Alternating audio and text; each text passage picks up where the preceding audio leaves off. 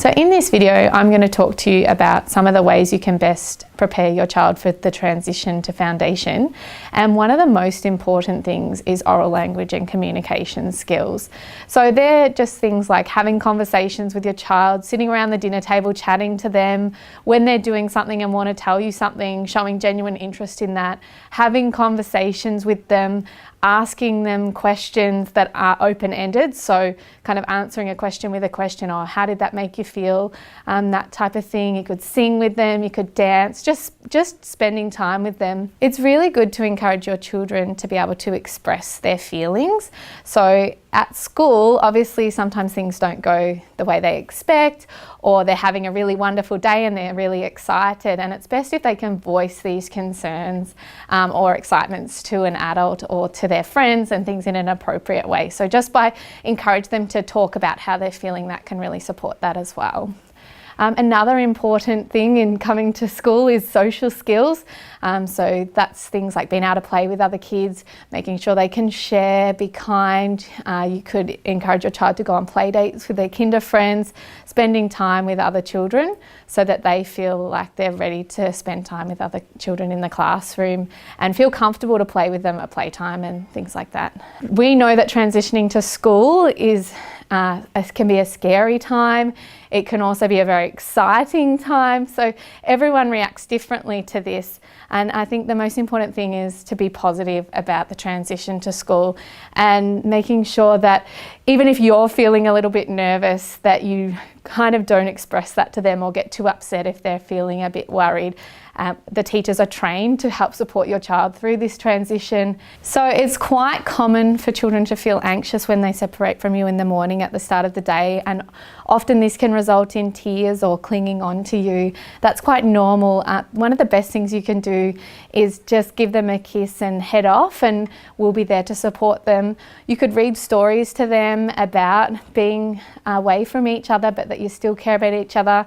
Some parents develop a little bit of a goodbye routine, so it could be 2 kisses and a cuddle and then I go, and then just making sure that you stick to that and that you do go, because if you linger around, the child then starts to feel like, oh, she's going to stay, and that can make them become a little bit more anxious as well. And almost every time, if there's an upset child and their parent leaves, by the time that you've probably gotten back to your car, they're engaged in what's going on in their learning and they're settled and they're happy. And we're really good at giving them little jobs to do or distractions so that they can get straight into their day as well.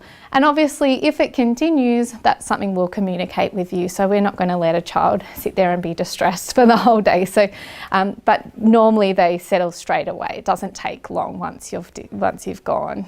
We have lots of transition sessions at Billanook, and attending these sessions will really benefit your child in feeling comfortable to come up to school. We have about 6 or 7 sessions that your child can attend, and these range from literacy sessions to math sessions. We have a teddy bears picnic where the grade 4s help us out, and we spend time with the specialist teachers as well as in your child's class once that's been decided. So the more times they come up to school, the more comfortable they are with school and the easier it is for their transition. One of the things you can also do is during the school holidays, you could come up and have a play on the playground.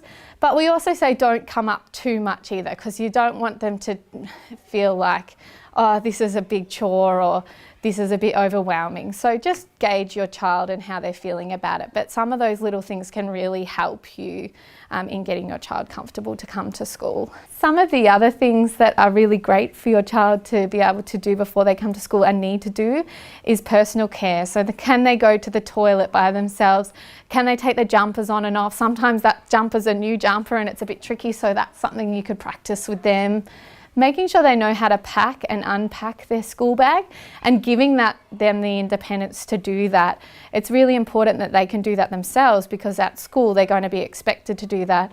And getting them to pack their bag at home, they know what's in their school bag so that when they get to school they know what to get out and things like that. And they also enjoy having that independence or unpacking their bag at the end of the day and showing you the wonderful things that they've been doing throughout the day. And one of the other things that is really important is that your child can recognise their name. So even if they can't write their name, it's good if they can recognise their name, because their name will be on their locker and their chair bag and things, so they know where to put their belongings and where their stuff goes. So in summary, probably the most important thing that you can do to support your child with transitioning to school is that communication with them, chatting to them, getting them used to talking to adults, being really positive about school, and just being excited for them and understanding that this is going to be a transition, but it's a very exciting time.